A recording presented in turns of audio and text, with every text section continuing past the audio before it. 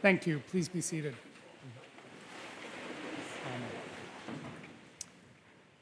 Before we begin, I wanted first to welcome all of the parents and other family members who are here for Johnny Family Weekend. It's lovely to have you on the campus for the weekend, and I'm especially delighted for those of you who came to lecture tonight. Second, I want to welcome all of the Graduate Institute students who are here for the Graduate Institute Convening Weekend. We, of course, in the Graduate Institute program, we have both in-person classes and low residence or online classes, and the students who are participating in the online classes are here this weekend to experience a lecture in person and also do seminars in person and get to know other members of the community. So welcome. It's a pleasure to introduce our lecturer tonight, Professor Bryan Garsten. He's a professor of political science and of humanities at Yale University. He did his undergraduate studies at Harvard, his MPhil at Cambridge, and returned to Harvard for his doctorate. He's the author of Saving Persuasion, A Defense of Rhetoric and Judgment. He also has co-edited a collection of essays, Rousseau, the Enlightenment, and Their Legacies. And he's now finishing a book called The Heart of a Heartless World that examines the ethical, political, and religious core of early 19th century liberalism in the United States and in France. He teaches widely in the history of political theory and in Yale's Directed Studies program. And Directed Studies is an interdisciplinary program for first-year students in which they read and discuss great works in the Western and Near Eastern traditions. In the same vein, Professor Garsten chaired a committee to develop the liberal arts common curriculum for Yale's collaborative program with the National University in Singapore. And he founded Citizens, Thinkers, Writers program for students in New Haven Public Schools. His lecture tonight is entitled, How Deeply Does Democracy Shape Us? Tocqueville on Our Ideas and Sentiments. Please join me in welcoming Professor Bryan Garsten.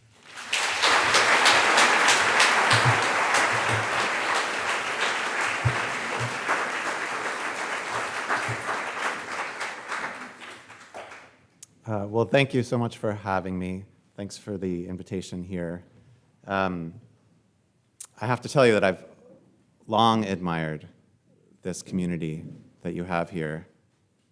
As I said at dinner, I quite sincerely think it's a national treasure, and it's a real honor to be invited to talk to you. I'm going to talk to you about Alexis de Tocqueville's Democracy in America, a book that I love. But first, let me just raise the basic question I want to think about with you tonight. Why am I the way that I am? That's a question many of us ask ourselves at some point. I mean, we each have certain tendencies of thought and feeling, certain patterns we fall into, habits that influence what we're likely to notice, what we're likely to object to, what seems fair, what seems noble. Where do all of these tendencies come from? We're all familiar with many answers to this question. I can point to my DNA, maybe I can point to the way I was raised by my parents, maybe to formative educational influences at school or religious institutions, maybe, if you like, to the alignment of the constellations at the moment I was born, or the phase of the moon. We could point to particular books I read, movies I watched. We could point to my family's place in the class structure or racial hierarchy of my society. Maybe the climate I was raised in affected me, the amount of lead in the water I drink. Maybe the traits that I wonder about are just part of human nature. The list of potential answers is long, but today I want to focus on one kind of answer that I think we often leave out of these lists. That is the political character of the society we live in. In particular, Tocqueville focused on the democratic character of our society. Before turning to Tocqueville, let me introduce the theme by pointing to a passage in a work that I think many of you have read, Plato's Republic. I teach this book often, sometimes every year, and yet a new passage will jump up at me every time I teach it and strike me in a different way. And a few years ago, I found myself rereading a few lines in Book 8 at 561 C, where Socrates is describing the way that a person tends to live in a democracy. Here's the passage. he, the democratic person, also lives along day by day, gratifying the desire that occurs to him, at one time drinking and listening to the flute, at another downing water and reducing, now practicing gymnastic, and again idling and neglecting everything, sometimes spending his time as though he were occupied with philosophy. Often he engages in politics, jumping up, he says and does whatever chances to come to him, and there is neither order nor necessity in his life, but calling this life sweet, free, and blessed, he follows it throughout. And Adeimantus replies to Socrates, "You have described exactly the life of a man attached to the law of equality." Let me give a sort of looser, much looser translation. Same passage. You might say something like this: he lives without much of a plan, doing what he likes. Sometimes he drinks a lot and parties, but then he'll go on a cleansing fast and some new diet. Sometimes he'll work out a lot at the gym, but then he'll give it all up, lie around on the couch, and stop answering his texts. Sometimes he'll grow all intellectual and become obsessed with some new critical theorist for a while. Often he'll suddenly let himself get worked up about some political issue, jumping up, tweeting out whatever he happens to be feeling at the moment. If it's guns he's impressed by just then, he'll dive into that for a while. If it's the latest Silicon Valley billionaire, he'll jump into that. And there's no particular plan or purpose to his life, but he loves it all. He calls it freedom. Now, this is surely a caricature of a certain kind of person, and we can talk more about that in questions. But what caught my attention a couple of years ago reading this passage was especially the lines about eating, dieting, going on and off diets, and exercise, jumping into a workout program, and then, of course, leaving it behind after a few weeks. It was such a familiar image, first of all, in our world. Bookstores, YouTube are filled with these frustrations. It was fun to see that issue pop up in a book of serious ancient philosophy. And my first thought was, well, not so surprising. After all, people are people. Perhaps it's just part of human nature that we make resolutions and break them, then try again, never satisfied, never disciplined enough to make ourselves satisfied. But then I was struck by the fact that Socrates was not making a point about human nature at all in that passage. On the contrary, he was suggesting there was something distinctly democratic about this pattern of behavior. Could that really be true? Are yo-yo dieting, flaking out on exercise programs, are those political phenomena? Are we more likely to eat a certain way, to move our bodies in certain ways, simply by virtue of living in societies that prize equality? Does the social and political character of our societies shape who we are in that way, that deeply? So I think this is one of Tocqueville's main themes. With that sort of question in mind, listen to the very first words of the book, of Democracy in America. I'm going to read you actually the first couple of paragraphs, but listen to the main question he's interested in. He starts out, among the new objects that attracted my attention during my stay in the United States, none struck my eye more vividly than the equality of conditions. I discovered without difficulty the enormous influence that this primary fact exerts on the course of society. It gives a certain direction to public spirit, a certain turn to the laws, and so on. It goes on. Soon I recognized this same fact extends its influence well beyond political mores and laws, that it gains no less dominion over civil society than government. He says, it creates opinions, gives birth to sentiments. So, therefore, as I studied American society, he goes on, more and more I saw in equality of conditions the generative fact from which each particular fact seemed to issue. Generative fact.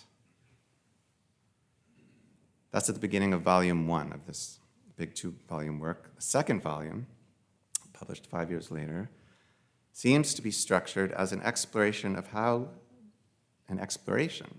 just how deeply democracy shapes Americans. It even seems to follow the plan laid out in that early passage that I read, looking first at ideas, then at sentiments, feelings.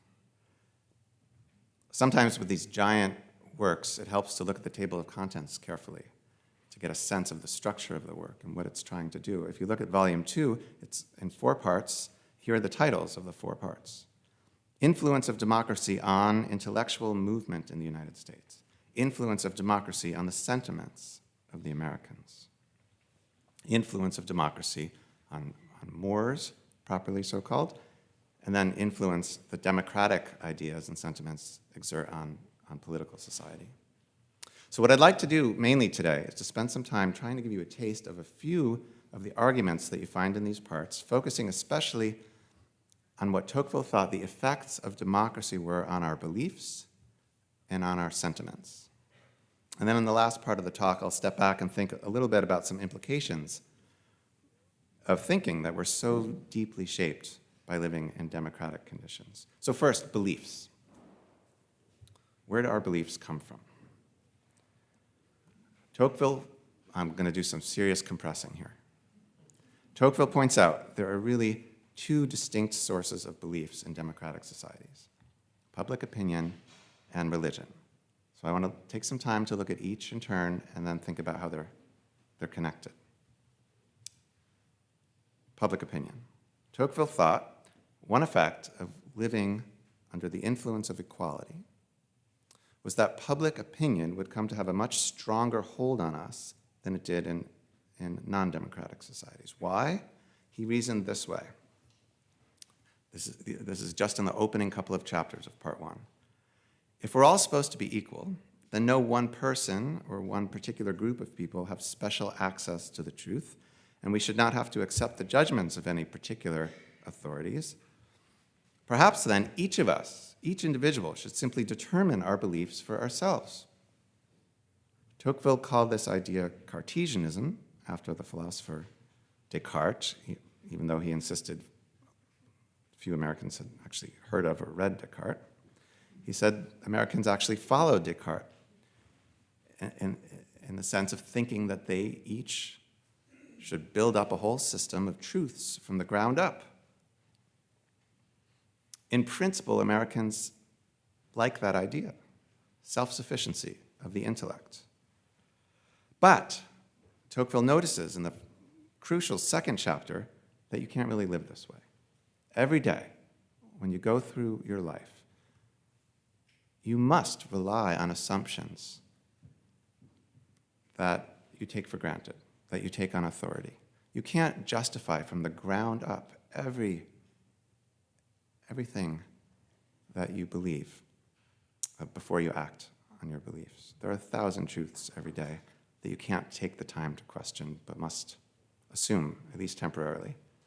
In Tocqueville's language, we all need some dogmas to live by. So the real question is, where do we allow ourselves to find our dogmas? Whose authority can we accept without contravening this idea we have of equality and individual self-sufficiency? Since no particular other person is supposed to be superior to me in insight, I must find my dogmas in some entity that is greater than any other particular person. Well, that's where this idea of public opinion enters. It's a source of beliefs that has democratic legitimacy because it's supposed to be the belief of the majority. We can defer to public opinion without implying that any particular other person is superior to us in insight or expertise. So notice the dynamic that Tocqueville spots here and lays out. From a democratic insistence on not taking beliefs on the authority of anyone else, arises a tendency to take beliefs on the authority of everyone else. In democracies, Tocqueville says, people have, his words now, an almost unlimited trust in the judgment of the public. The public does not persuade of its beliefs, it imposes them and makes them penetrate souls by a sort of immense pressure of the minds of all on the intellect of each.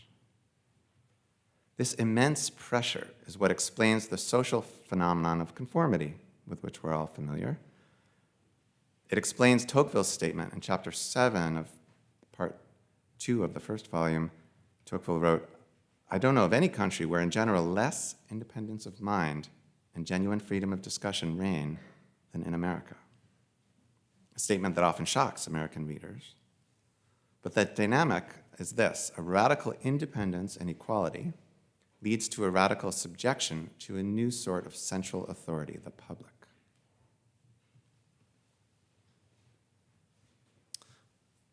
Second source of our beliefs, religion. Public opinion is not the only source of our beliefs or dogmas.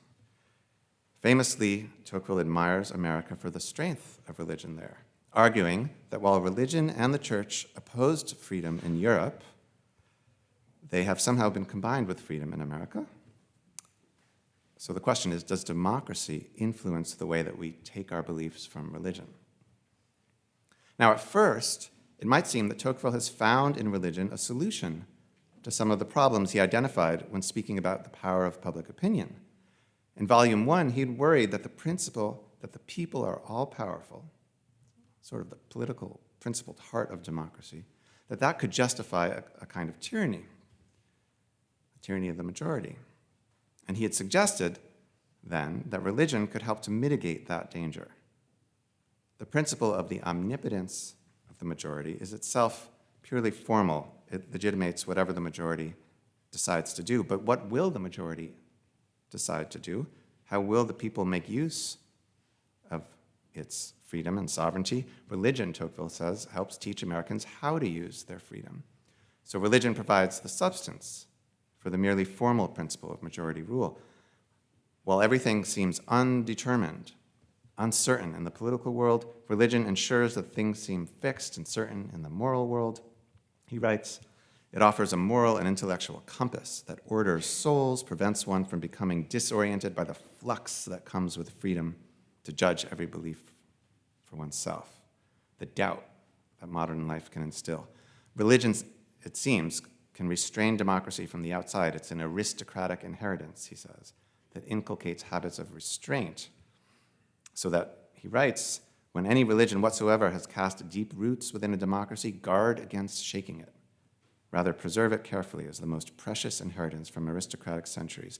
On this line of argument that I've just been laying out, which you'll often hear emphasized in the secondary literature, religion offers an antidote to the tyranny of the majority. But I have to tell you, I think that there's an additional complexity in Tocqueville's argument. Listen carefully to how he elaborates on the point in one passage from Volume 1. He says, despotism can do without faith, but freedom cannot.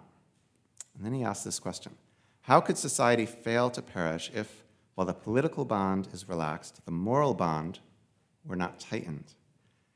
And what makes a people, he asks, master of itself if it has not submitted to God?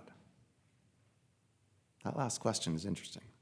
What makes a people master of itself if it has not submitted to God? The question seems to raise a puzzle. How exactly does the authority of public opinion relate to the authority of religion? In that formulation of the question, who, in the end, is the final authority? Who's finally sovereign? The people, called master, or God, who is submitted to? This question is one way of asking precisely how Americans reconcile the spirit of freedom and the spirit of religion. Tocqueville writes about that from early in Book 1, when writing about the Puritans in New England. He calls the early Puritan settlements the point of departure for understanding American democracy, remarking there's hardly anything about later America. He says not one opinion, one habit, one law, I could say one event that point of departure does not explain.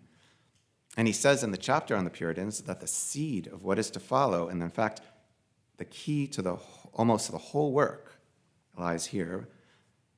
Now, what's his understanding of Puritan democracy?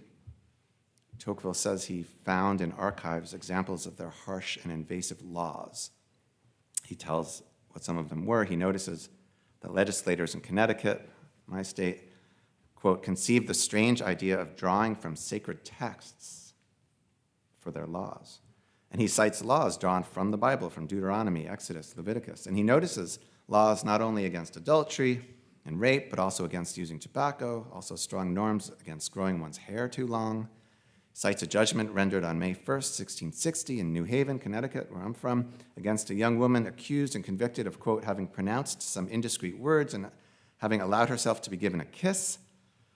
Such laws, Tocqueville says, constantly penetrate into the domain of conscience, and there is almost no sin that does not fall subject to the censure of the magistrate. But here's the question. How are we supposed how does he suggest we understand the authority of those laws?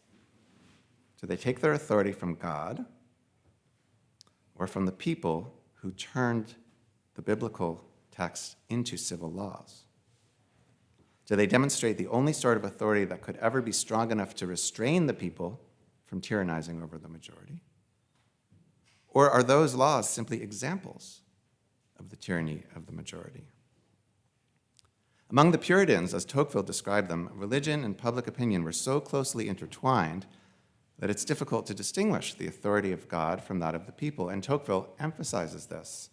His words, "One must not lose sight of the fact that these bizarre or tyrannical laws were not imposed, that they were voted by the free concurrence of all the interested persons themselves." That's Tocqueville. So the tyrannical laws were imposed by the people on themselves in the name of God. What does this mean? Religion itself seems to have been a manifestation of public opinion rather than a constraint on it. Well, you might say, even if that's sort of true about the Puritan settlements, can the relation between religion and public opinion be seen in the same way in Andrew Jackson's America, the America that Tocqueville visited, with its separation of church and state? Well, I think in Tocqueville's analysis, ultimately it can. And that's why the Puritans offered the point of departure for understanding later America. When speaking of the power of public opinion in democracies, he notes in Volume 2, if one looks very closely, one will see that religion itself reigns there much less as revealed doctrine than as common opinion. In other words, religion is authoritative in democracies not because it is the revealed word of God, but because it has become the public opinion of the majority. You could say, why, though, would a modern, enlightened people give religion that sort of authority? In Volume 1, Tocqueville emphasized the fact that Americans value religion not so much out of theological conviction, but instead for its social effects, its utility, because of the stability religion brings to morals and the way it tempers people's attachment to material goods. So let's consider this point carefully. You've probably seen arguments about the political usefulness of religion before. You can find them in Livy and Polybius and Machiavelli and elsewhere. Lots of those authors recognize that rulers often use religion. That rulers often profess a religion they might not believe because of its salutary influence on the people. That civil religion became a technique that rulers used to consolidate and stabilize their rule. These ancient Renaissance writings on civil religion often focus on religion's political effects, often suggest that the rulers do not believe in the religion they encourage the people to believe in. Now, Tocqueville echoes, in a way, this civil religion approach when he remarks it's more important that the people have a religion than that they have the right religion, because religion will have the requisite social effects. But Tocqueville departs from the civil religion tradition, the norm, when he says that Americans themselves all seem to regard religion in this way. That is, while they're unclear sometimes about the content of their beliefs, they're adamant that having beliefs is very important socially. It's as if the people in America are both the rulers that Livy describes, inculcating religion not out of belief but out of appreciation for its utility, and they are simultaneously the people that Livy describes, accepting and believing the religion prescribed by the rulers. But here's a question: how can they be both at once?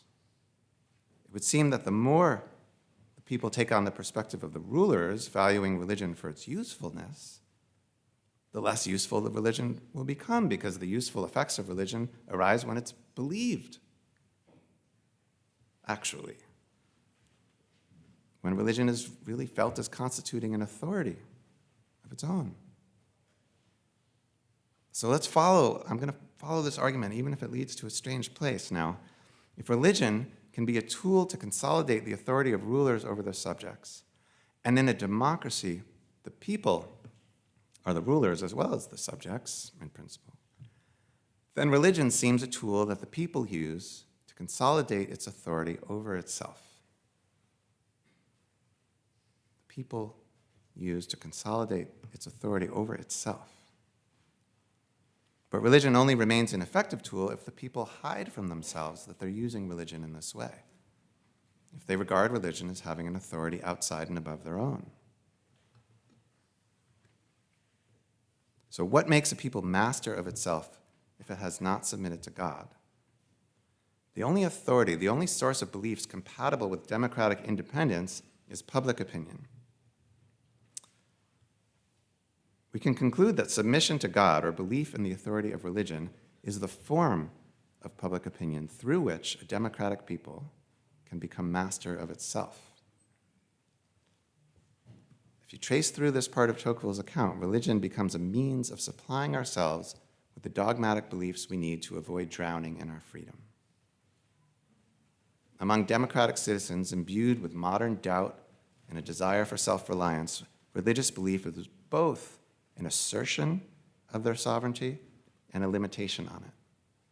Among democratic citizens, Tocqueville suggests, religion is a form of self-restraint, but also self-deception and a kind of self-overcoming. This very complicated stance towards religious authority is necessitated, is driven, in this account, by the foundational orientation we take from our commitment to equality, which makes it hard for us to accept any authority higher than ourselves, higher than public opinion. So that's one train of thought I wanted to follow through Tocqueville. There's actually another train of thought which I'll briefly mention in part 1, chapter 7 of volume 2, in which he follows a related idea even further. The habit of valuing equality, he thinks, manifests itself in a tendency to distrust all distinctions of higher and lower. The democratic mind tends to want to eliminate distinctions, to unify, to bring everything under one heading. But that means that even the basic distinctions of monotheism, material, immaterial, visible, invisible, will fall under suspicion. Ultimately, in this short chapter, Tocqueville suggests, this can't help but lead us to mistrust the very idea of any God separate from, prior to the natural world. The distinction between creator and created will itself seem suspect. And at that point, the only conception of God left is one that places God into the natural world itself as a divine presence immanent in the earth, the sky, the trees, and so on, perhaps accessible even only through reasoning or science. This is what Tocqueville means, roughly, by pantheism. Tocqueville thinks pantheism is the philosophic doctrine most likely to seduce people in democratic times. He thinks it's also dangerous to their sense of individuality. So that brief example and the much longer example I went through before, those are meant to be two examples in the realm of beliefs about how democracy shapes our thoughts. To summarize, I guess I'd say, democracy leads us to defer to public opinion and to rework religion as a form of public opinion by which we control ourselves. And it leads us to be attracted towards the pantheistic modes of thought that promise to eliminate divisions and reconcile distinctions. You might think there of Spinoza, Hegel, Marx. Let me turn now to the realm of sentiments, our habits of feeling, judging, prioritizing. This is the theme of part 2 of the second volume. So just as I looked briefly at the table of contents for the names of the parts to understand volume 2 as a whole, I want to take a moment, just look at the table of contents for part 2 in volume 2, and observe that the first chapter of that part is on the love of equality. The last chapter of that part is on a new kind of elite class that will emerge in democratic societies, what Tocqueville calls industrial aristocracy.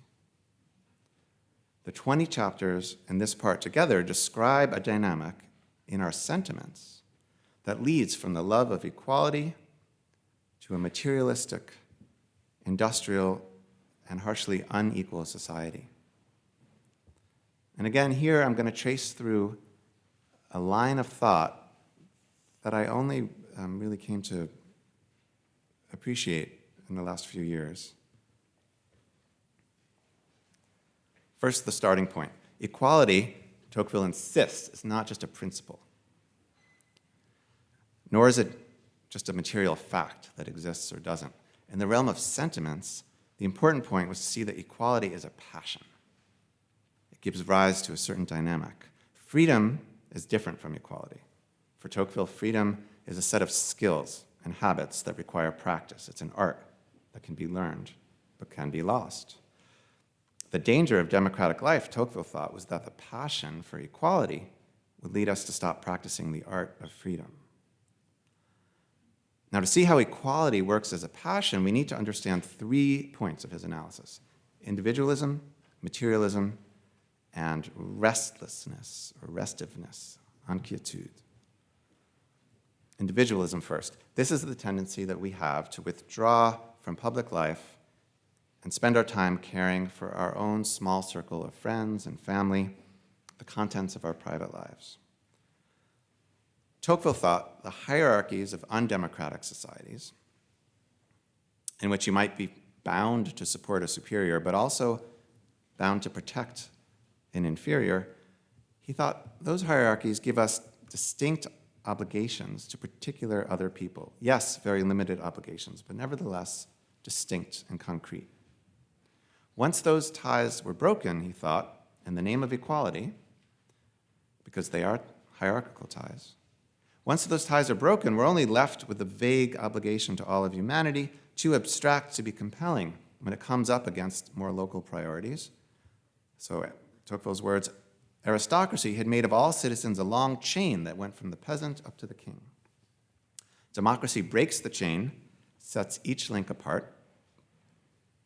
On his view, the passion for equality does free us from subjection to lords, but then it leaves each of us on our own, unable to have much impact on society.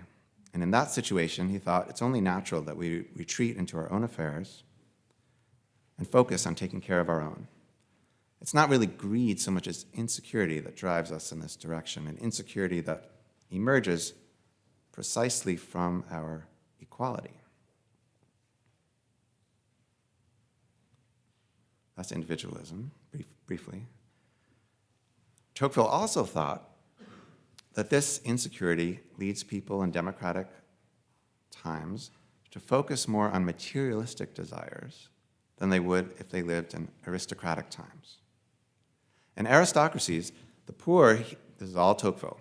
I want to dissociate myself a bit. In aristocracies, the poor, he said, have no hope of rising, the rich, little risk of falling, the nobles, I should say, little risk of falling. So neither group spends much time thinking about securing material goods.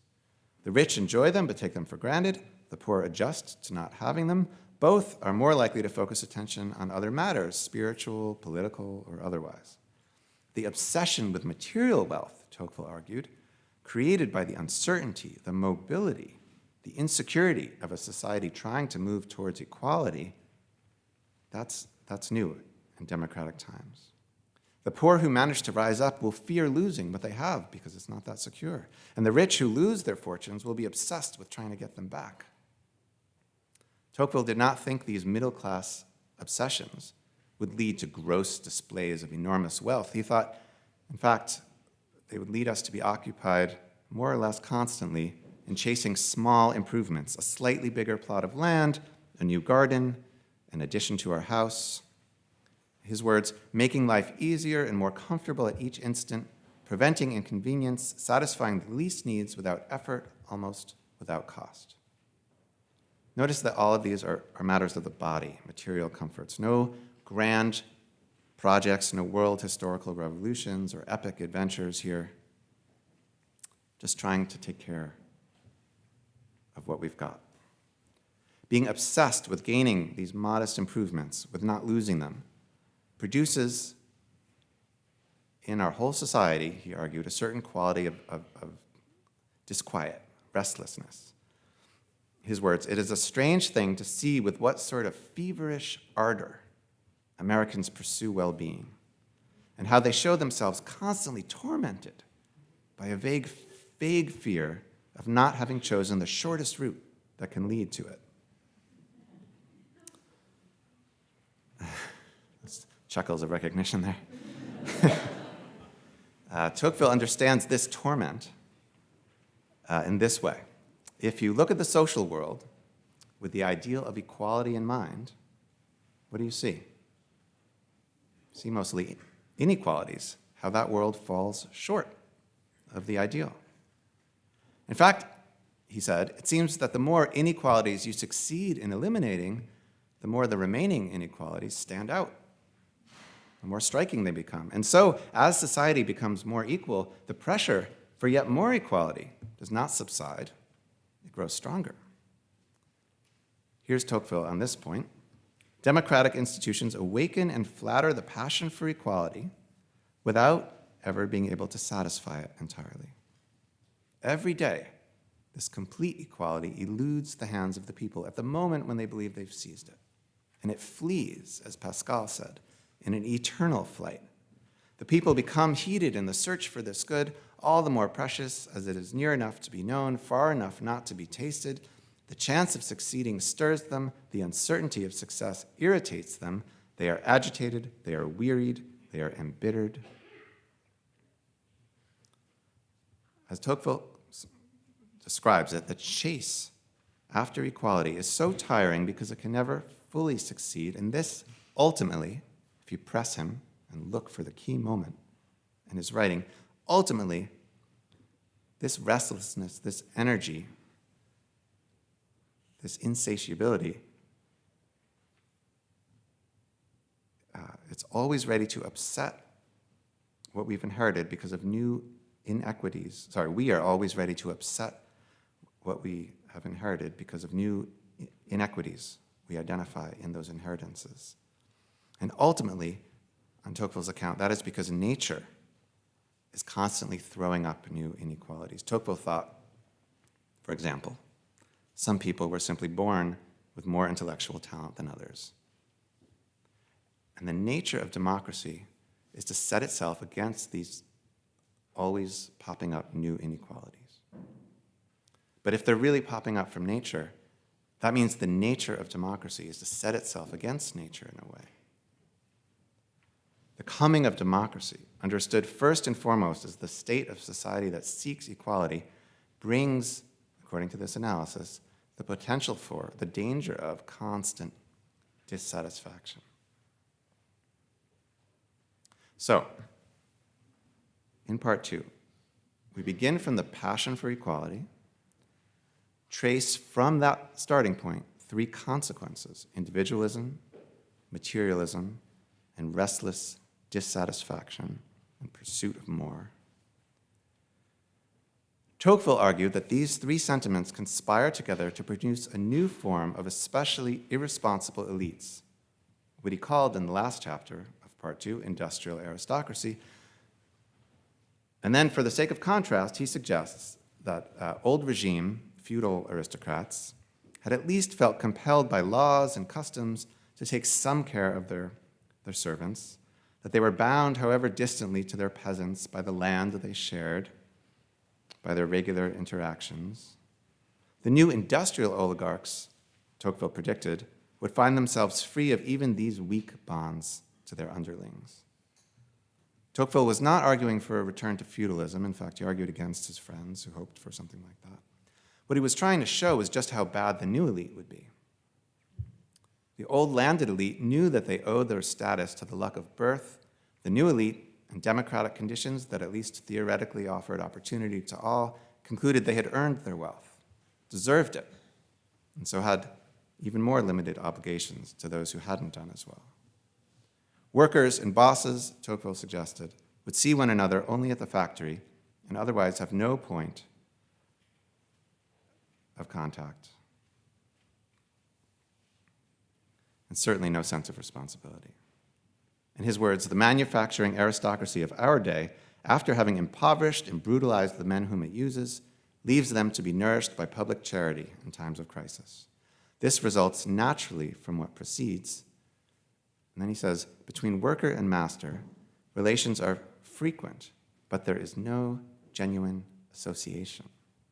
And that last phrase captures what Tocqueville most cared about, a genuine association through which people came together politically, felt a sense of agency together, a sense of their power to govern themselves, a recognition of their common citizenship and humanity.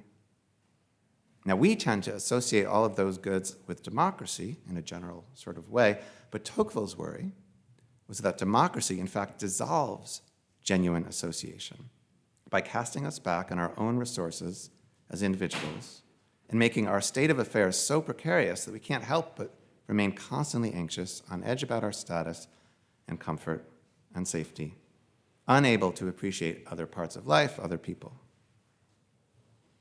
Now, you could say perhaps the state, by reducing material insecurity and regulating industry, could offer a partial escape from the logic of Tocqueville's argument. But it would not fully counter the dynamic that concerned Tocqueville unless it also somehow brought into existence the genuine association that he thought was necessary for real freedom. And the more pessimistic second volume of Democracy in America presses us to worry that a state powerful and centralized enough to effectively regulate the industrial economy would also, by virtue of its power and centralization, crowd out the local forms of interaction most conducive to the arts of association. Can we escape that conundrum? Can the love of equality and the mobile commercial world it creates be satisfactorily combined with the art of association, the art of freedom? I don't think any sensible reader would suggest a 19th century aristocrat can answer that question for us, but reading Tocqueville can help keep us from forgetting the question. Now, we have a different name for the phenomenon that was emerging when Tocqueville wrote and that concerned him, that he was describing in part two. With a little bit of fudging, I'm going to call the conjunction of individualism, materialism, restless dissatisfaction that he described, I'm just going to call that capitalism. Today, we often hear capitalism and democracy described as opposites, since capitalism is about inequality and democracy is about equality. This is where Tocqueville's train of thought challenges us. He sketches out a dynamic according to which the democratic love of equality demolishes one sort of inequality, aristocratic privilege, but produces a new kind of inequality between bosses and their workers, management and labor. Democracy, that is, causes, in a way, capitalist inequality through its effects, through democracy's effects on our sentiments. It's a striking thought, I think. Maybe it's not fully persuasive as a full explanation, but it's worth thinking about precisely because it's not a common thought. So I'm going to give you another sort of piece of that thought found much earlier in the book, in chapter 3 of volume 1, the chapter on the social state of the Americans. This is where Tocqueville tries to explain to his French audience how deeply democratic America is, and the fundamental contrast he's drawing always is with feudal aristocracy in Europe. And one defining feature of feudal aristocracy was that wealth was held primarily in the form of land. Land is not especially good for a capitalist economy, actually. It's not easily traded or moved. Capitalism requires that people easily and willingly sell their land for money, which can be divided up 1,000 ways, put to innumerable uses.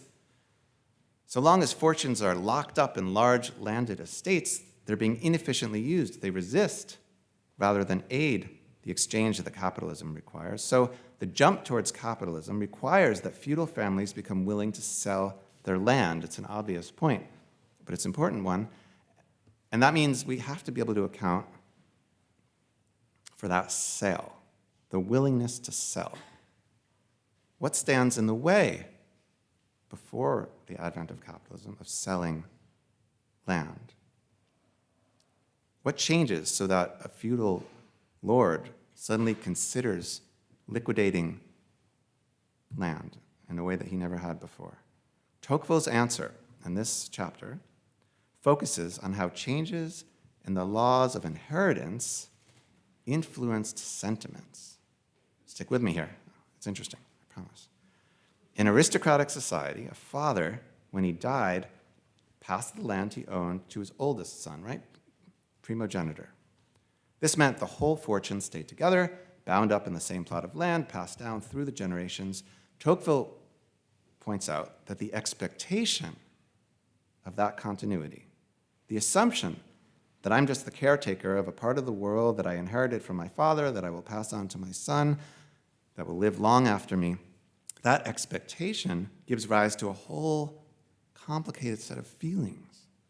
Memories and stories are passed down. The love of family is intertwined with the love of that piece of land and the estate. A certain pride in the family's name and its past is mixed up with the feeling about the estate itself. A whole set of attachments deep in the soul tie the aristocrat to his family's land, Tocqueville says. And according to him, all of that changes when the laws of inheritance change. As soon as a landholder is allowed to, or even required to, split his estate when he dies among his children, as soon as the old laws of primogeniture are overturned in the name of equal opportunity for all children, leaving behind the unfair advantage that the firstborn otherwise had, as soon as that democratic innovation happens, the expectation is the land will be split up among the children's families. Every new generation, Tocqueville says, is like a mini revolution once these democratic laws of inheritance are in place. And once everyone knows these mini revolutions are coming, they no longer feel the same way about the land, imagining it indefinitely into the future as a whole, as a part of the family almost. And this change in sentiments about the land is what allows them to contemplate something that until then must have seemed beyond conceivable or a disaster, that is, to liquidate the estate. Turn it into capital. Sell it. Tocqueville summarizes the argument this way, his words. Now, from the moment when you take away from landed property owners a great interest of sentiment, memories, pride, and ambition in preserving the land, you can be assured that sooner or later they will sell it, for they have a greater pecuniary interest in selling it, since transferable assets produce more interest than others and lend themselves much more easily to satisfying passions of the moment. So the key moment, in a way, in the coming of capitalism, one key moment, the willingness to sell, arises on this account from the effect that the democratization of inheritance laws had on the sentiments of the feudal aristocrats. Now, I was sort of accustomed to thinking of selling as just often a matter of greed. Someone wants the money that comes with a sale. But what Tocqueville is really pointing out is that selfishness can take different forms. In a feudal society, he argues, there was a form of selfishness that looked like this, a kind of aiming for immortality through ensuring the family line and its status in the remote future. Once that possibility is interrupted by the division of inheritances, the future of the family becomes something too vague, divided, and uncertain to plausibly present itself as a channel for our ambitions and self-interest. And the result, he says, each concentrates on the comfort of the present. By breaking the link between intergenerational family feelings and economic value, democracy incentivizes us to make the most out of any value we control now, which means turning it into money so that it can be used more efficiently to satisfy our needs and desires. If we're accustomed to thinking of capitalism as the result of individual self-interest and greed, Tocqueville asks us to see that the dominance of this kind of self-interest in our sentiments is a product of democratization. So I've been tracing a few of Tocqueville's trains of thought about this main theme, how democracy influences our ideas and our sentiments. And I'm interested in these trains of thought because they're ones we are not especially likely to think of ourselves. We live in a roughly, aspirationally democratic society, kind of as a fish lives in water, so we can't see its effects on us very well. We just take it for granted. Tocqueville, who admired American democracy, but who never shook off some of his own more aristocratic sentiments, as he admitted himself, he offers us an outsider's point of view. Now, some of the ideas that I've followed him in sketching might seem, justifiably, I think, unduly nostalgic about aristocratic society. And Tocqueville, as I said, didn't want to return to that society, and in any case, didn't think it was possible to do so.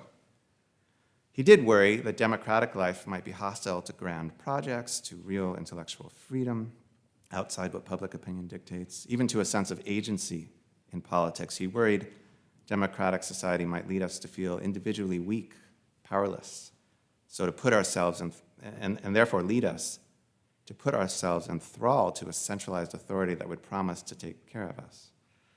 In spite of all of these worries, however, near the end of democracy in America, Tocqueville remarked that equality was more just. That equality, he said, was more just than inequality. And he makes this remark in a beautiful passage, which I want to read you. When the world was filled with very great and very small men, very rich and very poor, very learned and very ignorant, I, he says about himself, I turned my regard away from the second, the low in each of those dichotomies, and attached it to the first, the high. And these, he says, delighted my view. That's Tocqueville's appreciation for greatness. But then Tocqueville goes on. But I understand that this pleasure was born of my weakness. It is because I cannot see all that surrounds me at the same time that I'm permitted to choose in this way and to set apart from so many objects those it pleases me to contemplate. And then he says, it is not the same with the all-powerful and eternal being whose eye necessarily envelops the sum of all things, and who sees distinctly, though at once, the whole human race and each man. He goes on, it is natural to believe that what most satisfies the regard of this creator and preserver of men is not the singular prosperity of some, but the greatest well-being of all. What seems to me decadence, he says, is therefore progress in his, God's, eyes. What wounds me is agreeable to him. Equality is perhaps less elevated, but it is more just, and its justice makes for its greatness and its beauty. And then Tocqueville says, remarkably, I strive to enter into this point of view of God, and it is from there that I seek to consider and judge human things. It's a remarkable passage partly because I think you can sense Tocqueville's being almost at war with himself, his own sentiments, almost willing himself into an appreciation of the democratic world in which he did not feel fully at home. He very clearly felt democracy was bringing us into a new world. In the introduction, he wrote, as justification for his approach in this book, a new political science is needed for a world altogether new. And in the final chapter of the second volume, he referred to aristocracy and democracy as two distinct humanities. He said it was a mistake to try to live in or judge one of these humanities according to standards more appropriate to the other. But Tocqueville refuses to simply say which of these ways of life, aristocracy or democracy, is better, full stop.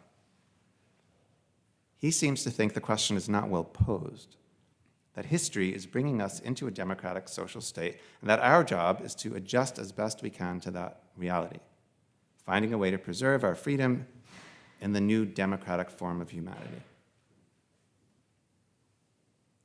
So the last question I want to raise, one I've been thinking about.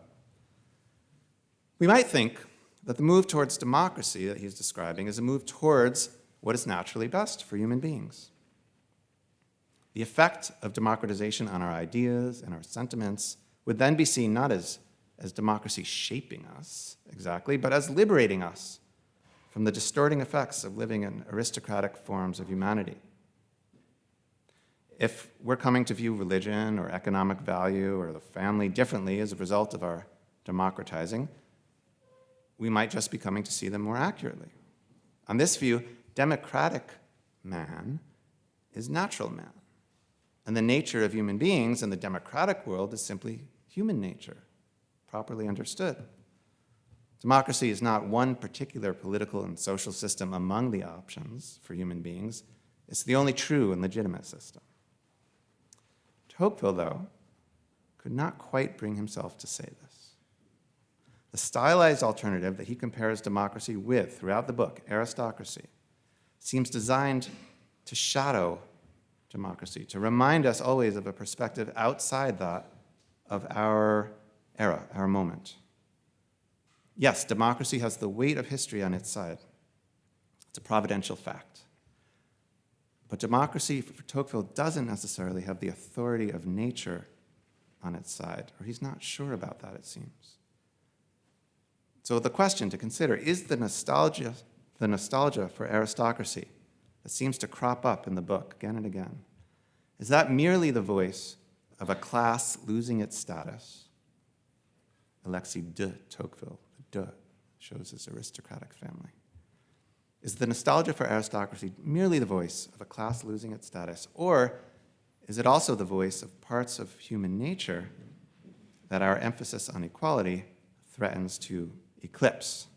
Is it a reminder that democratic man is not man simply? That's what I have for you.